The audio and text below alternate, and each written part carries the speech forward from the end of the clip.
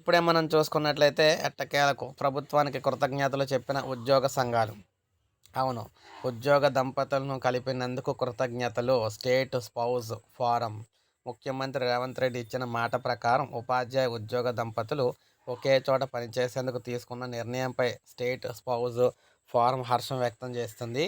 కుటుంబాలకు దూరంగా నరకయాతన అనుభవించిన వందలాది ఉద్యోగులను కలిపిన ఘనత ఈ ప్రభుత్వానికి దక్కుతుందని స్టేట్ స్పౌస్ ఫోరం అధ్యక్ష ప్రధాన కార్యదర్శి ఎస్ వివేక్, గడ్డం కృష్ణ, సహాయ కార్యదర్శి ఎన్విసిఎస్ రెడ్డి ఒక ప్రకటనలో విడుదల చేశారు. ఆనందం వ్యక్తం చేశారన్నమాట.